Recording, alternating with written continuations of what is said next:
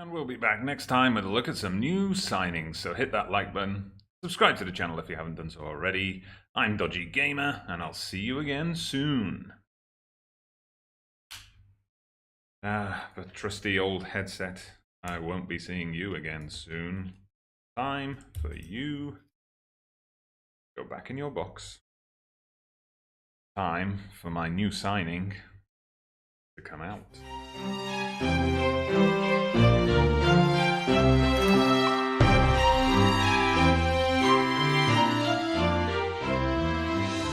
So before we get started with today's episode, a very big thank you to my beautiful wife for this present of the microphone for nearly getting there to 200 subscribers. And before we start today's episode, a very quick unboxing. And there we have it. Luckily on this take, I actually remembered to remove the microphone from the box first. Let's play some Football Manager. So as you see, we are about to start Season 6 in the game, already at Season 6. Fantastic stuff. We're starting with the exact same tie as we did last season, a home match with Osmanlispor.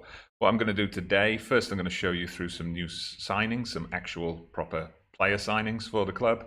Then we're going to do the league match with Osmanlispor. The second match in today's episode is a Champions League Qualifier. So after this match is out of the way, I'm going to talk you through our journey through the Champions League so far. It's been quite a long one.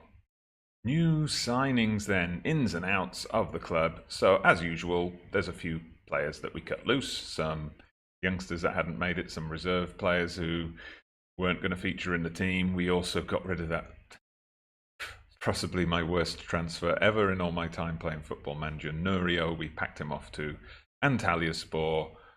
Our losses there, gain, I guess. We also sold off Ozan Kabak, who I mentioned in that recap episode I released yesterday, was complaining a lot and causing a lot of trouble. He's off to Napoli. Kamal Issa, this was a bit of a difficult one. He's one of the original players, been here since I've been here, or from before I've been here, in fact, and was a key player for us in those early seasons, but wasn't really playing last year. And as you'll see when I go through the signings, midfield now is stacked. It's really our strongest point, so he wasn't going to get any game time. He's on the decline, dropped to 2.5 stars, so we let him go. Lucas Claro, another one of the old guard, to be cleared out. Again, he was complaining about lack of game time. He was also asking for a very expensive contract, which we weren't prepared to give him, so he's off to Besiktas. Most of the other departures are loans, so our wonderful, I wouldn't say wonder kid, I don't think he's officially called a wonder kid in the game yet, but Mustafa Salam, who scored that fantastic goal last season from last season's youth intake, he's gone to Tepecikspor along with Ibrahim Tezcan. So those are two midfield players, and they've both been guaranteed first team football there. It's a team from the division below, so that's going to be a really good level for them. We've also sent out a few other players on loan. And a couple of new signings have come in and gone out on loan straight away. We've got this guy, Eco Raw, okay, a German player.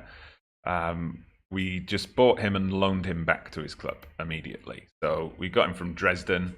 Yeah, I'm not sure what's going on here. Hasn't really played that much, but my scouts picked him up at the Euro Under-19 Championships. Very high potential, so we swooped in for him. And then we also got this guy, Bertrand Bagnac. I think that's how you say it, or Bagnac maybe, I'm not sure. Right back, which is a position that we do need a bit more depth in. Similar story though, scouted him at the Euro Under-19s, signed him from Troyes and loaned him back to Troyes immediately. So those will be two players to look forward to next season. In terms of other players coming in, we haven't spent a huge amount of money. Just that last signing stands out as being a big purchase. We'll come to him in good time. Neil Tom. This was a guy I was tracking since this time last year. South African. We already have one South African in the team, of course, in the shape of Musameng. And again, very young, 20 years old, but a huge amount of caps already, 22 caps. He was at Orlando Pirates. I was tracking him for a while. I just was a bit unsure. My scouts warned me he's had injury problems and things like that, but after Nurio left, we needed a left back, and then I saw that he was actually out of contract, so we swooped in, got him for a free, very happy with that. Full back is his natural position, but he can play wing back. He can also do a decent job of complete wing back as well. So, those are all the kind of positions that we're going to need him in. Then another free transfer coming in, another Anglophonic person, an Australian, Ben Shields, came in. This is a strange one. He already came to us with caps for the Australia team, but if we look at his career history, in Australia he was playing for this Centre of Excellence team. He wasn't actually playing for a proper team, but he was available on a free, so we swooped in, got him. It was actually an agent who approached me saying, would you be interested in this player?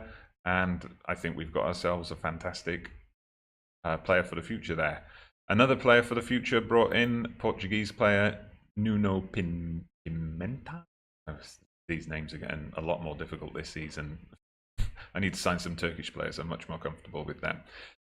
Interesting one. This released by Manchester United. Never played for them, but I think, again, he looks like a very good prospect.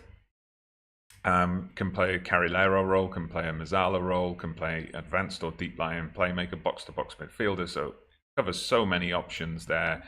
He's going to be versatile in central midfield. Does need a bit of work to get up to first-team standard, but he's got a determined personality as well. That's great. We might look to loan him out this season if anybody wants to take him, but definitely one for the future. And here is the big signing that I was alluding to in the last episode. We have signed none other than Danny Welbeck, who's released by Arsenal after how many years at the club? After 8 years at the club. Now you may notice, hasn't played a lot in the last 3 seasons, only 6 games in the league, no games at all in 2019-2020.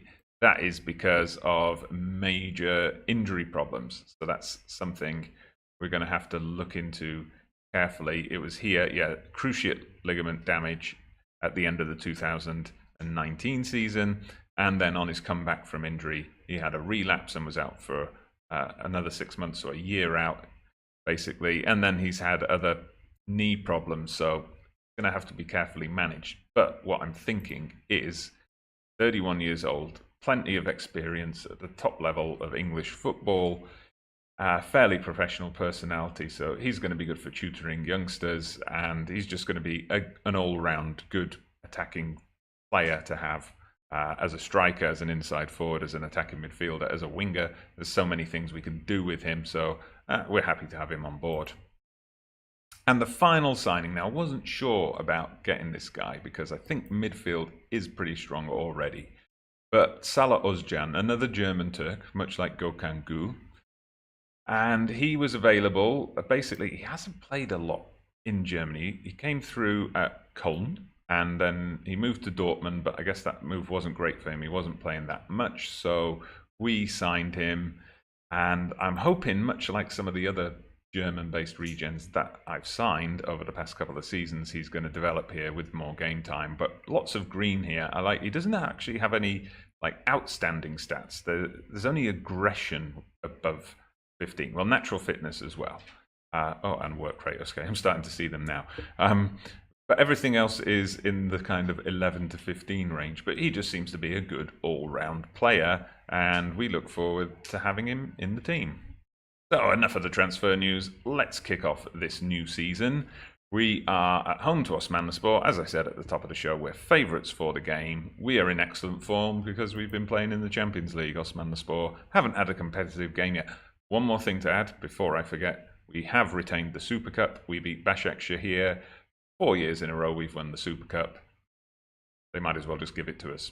And here's our team for today. I am rotating a bit, thinking of the Champions League Qualifier. I want to have as many of my first teamers available for that as possible. So we've got backup goalkeeper Levent between the sticks, Savic and Antov in the centre of defence, Hussein and Yusuf in the fullback positions, Van de Gen and the youngster Servet Şentürk in the centre of the park. Pimenta, attacking midfield isn't a role I'm going to play him in that often, but he can play there, so we can rest Mosameng. Fatih and Welbeck. Welbeck I'm playing as an inside forward, so a slight adjustment to the tactics there. And Fatih Aktay up front. And here's how we line up. They're lining up with a very similar shape. We'll see if we just cancel each other out or if my superior regen players are able to take advantage. So let's tell them just to show me what you can do in this early game of the season. And we're going to add the old, lot more to come from you. Lovely stuff. A tunnel interview, fantastic. Garrett Holtman, yes, he's just being rested, nothing more than that. Mustafa Korkmaz, don't know who he is, but I'm sure he's a key player in their team. You may notice also another new purchase, which I've added to my new YouTube channel, and that's a proper webcam. I'm no longer using the laptop's onboard webcam, so we've got a high definition webcam. Maybe not the best time to be testing out because I'm recording this at night and I'm just using a kind of a not very strong overhead light, but you know, we're slowly adding things to the channel and improving them. Okay, we had an early chance there, header over the bar. Other than that, not a lot happening at the moment. Let's just encourage the boys to do a bit more. Welbeck has picked up a knock. Foot injury, potentially. Okay, and they're telling me to take him off. So that's exactly what we're going to do. Mehmet Erdogan, I was thinking of playing him ahead of Welbeck anyway, so we'll bring him on. I keep forgetting to do this. I think a couple of my youngsters must have been called into an under-21s game because they are looking completely knackered already. So we might have to make some more substitutions. Ooh, savage tackle from Savic there, but he won the ball. He's played in Mehmet Erdogan, who's going to whip the cross in, and Fatih Aktay. I mean, what were the Osmanlispor defence doing there? They just left two players completely unmarked, and we got a quick breakaway goal. All started with that monster tackle from Savic at the back, and then he brought the ball out. Lovely little dinked ball over the top. And yeah, I think Osmanlispor, their positioning was woeful there. They should have done much better than that, but we took advantage. The only thing we can do, and we have the lead. Fantastic stuff. I think that's all it's going to be for halftime. Yes, indeed. Team talk. Okay, we're going to tell them guard against complacency. Don't think the job is done. Oh, what am I going to do with these guys? I'm going to bring Şengül on now.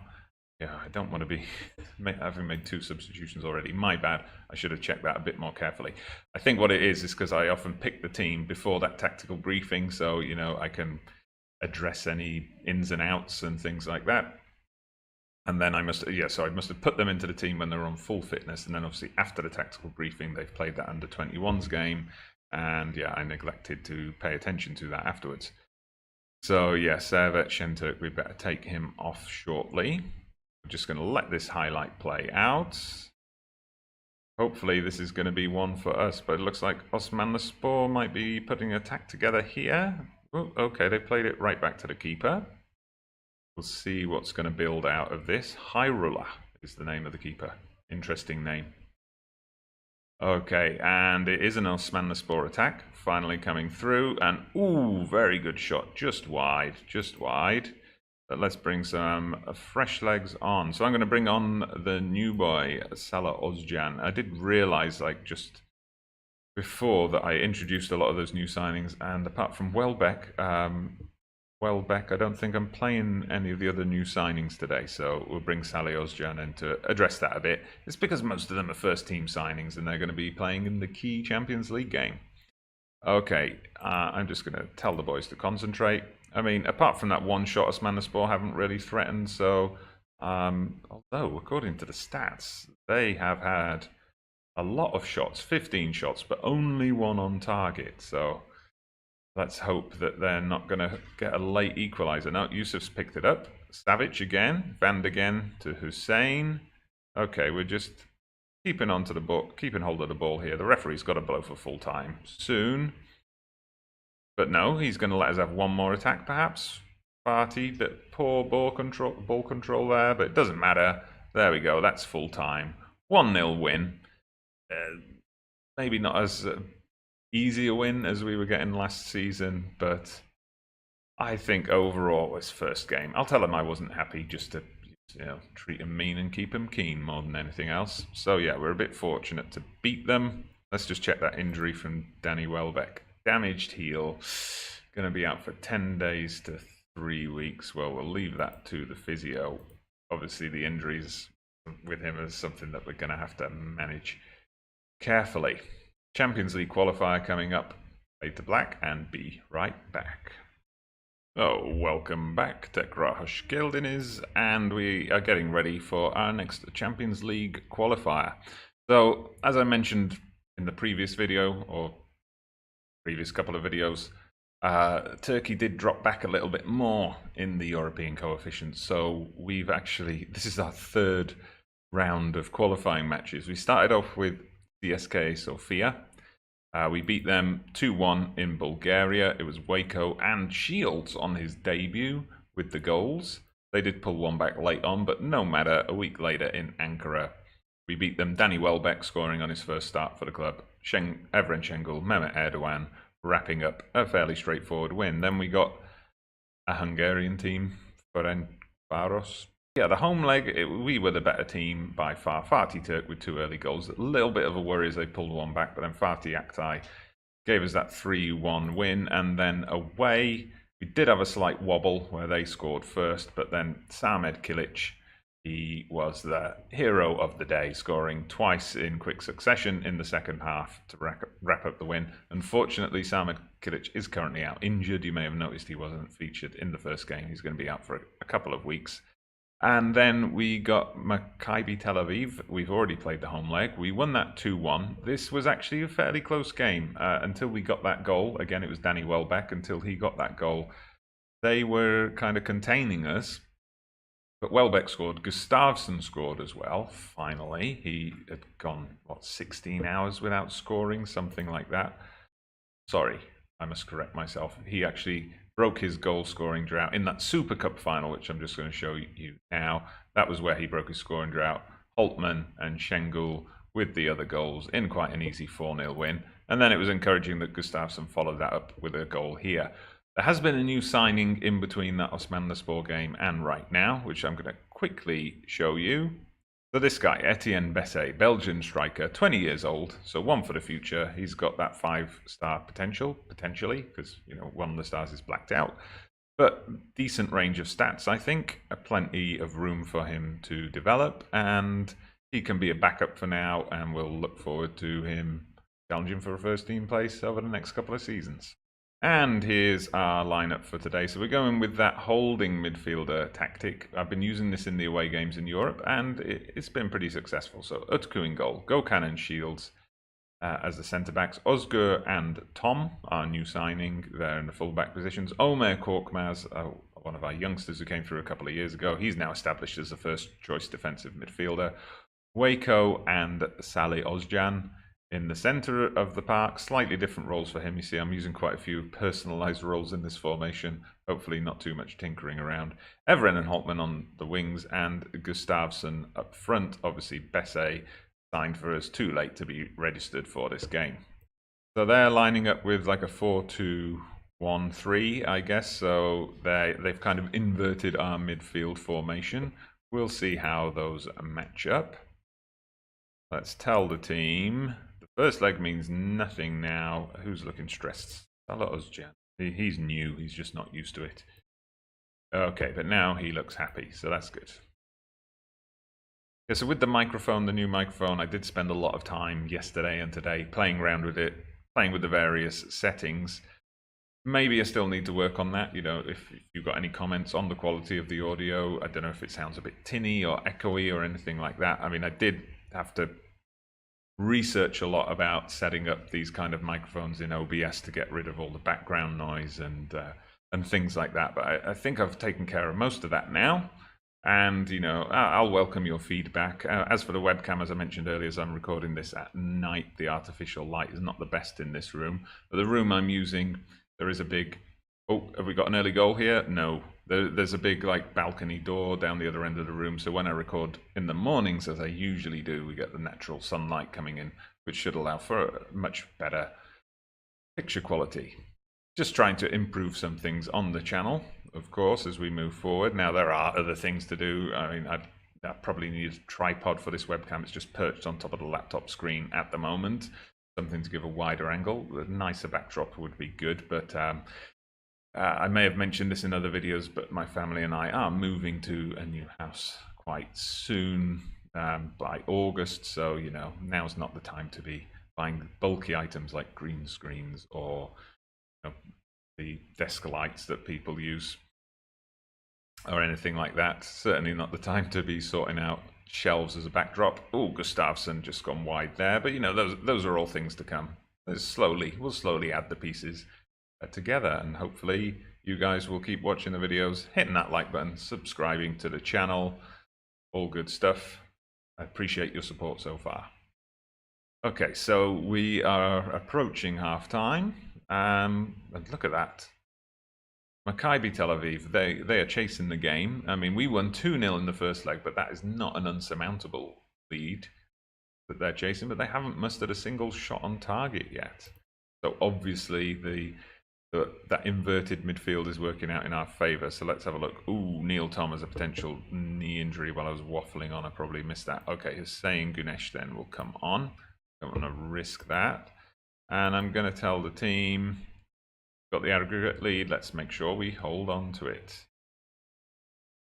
All right, Gustafsson looking fancy from the kickoff, but he has not looked fancy up front so far. I did not escape my attention that he's on a 6.3. You've got until 60 minutes to improve it, son, or you're off. And we're approaching 60 minutes. He's looking complacent now as well. Okay, I'm going to sub him off. I'm going to bring Fatih Aktay on. Fatih Aktay did not react very well to Belgian arrival, but I just got the team captain to have a word, and it did the trick. So here we go. Fatih Aktay gets it in, cuts it inside to Evren. He's going to whip a cross in, and Holtman with the goal. That's got to be that. There's no way they're going to catch us now. They'd have to score 4 goals to overhaul us, and I just do not see that happening. We've probably got time for one more substitution, so we'll be looking to make that shortly. But are we going to get another goal first? Evren's got the ball. Ooh, he tried to pass it into the net. Probably should have hit that a bit harder. Let's make that final substitution. I am thinking of Fatih Turkin. Let's get him on. Fatih Turk, he's one of the few players left who's been here since the beginning. He is obviously a regen, but he was just there in the under-19s team when I arrived. I mean, he's never really become a first-team player. He's been backup pretty much the whole time he's been here, but he does perform when called upon. Okay, bit of a tussle for the ball there with Waco, and it comes in for a Holtman header, but straight at the keeper. Okay. Oh, I thought Tel Aviv were going to have a chance then. But no, it's Korkmaz launching up to Fatih Aktay, who's kind of going quite wide, but that's fine by us. Holtman forces a save from the keeper. Okay, I think I'm just gonna tell them to concentrate just in case. And we're going to see out the final 10 minutes, hopefully without any incident, without anyone turning a yellow card into a red card or getting injured or anything like that. So Shields launches one forward to Fatih Aktay, who's got between the defenders.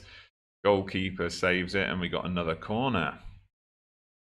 All right, let's see if we can add another goal. Holtman whips one in, but no, defense deal with it quite easily. Referee's getting in the way of the ball there. Come on, ref.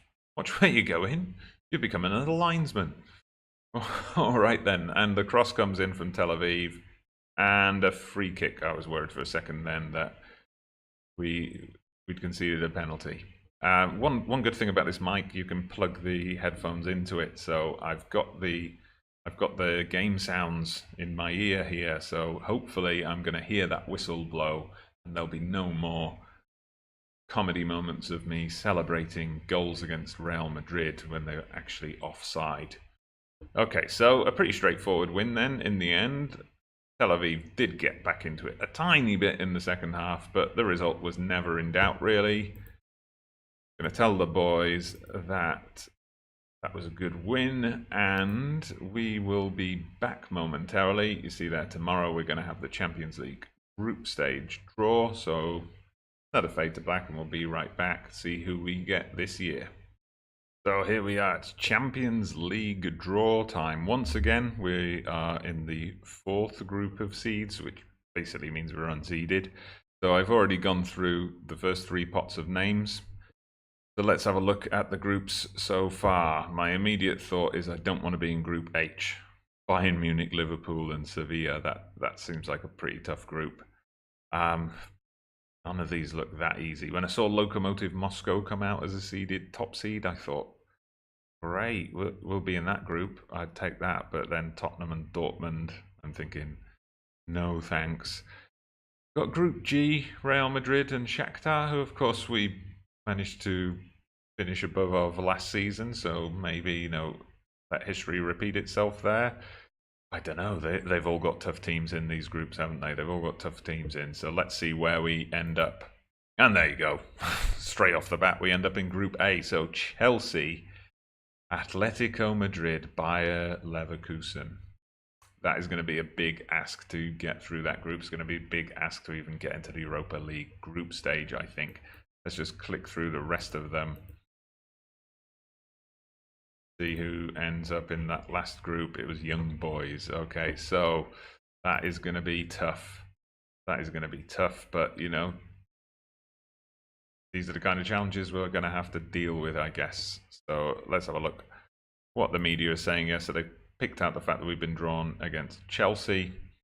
Yeah, Chelsea and Atletico, sure to prove stern opposition. I'm sure Leverkusen are going to give us stern opposition as well. So let's have a look what that means schedule-wise. So first game is away to Atletico.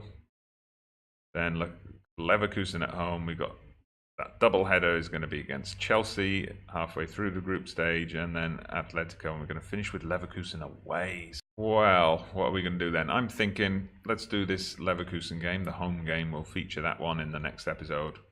We might do Leverkusen and Rizespor. Rizespor newly promoted, so we haven't played them on the channel before. I think we've had plenty of matches against Başakşehir already, so that's what I think we'll do next episode.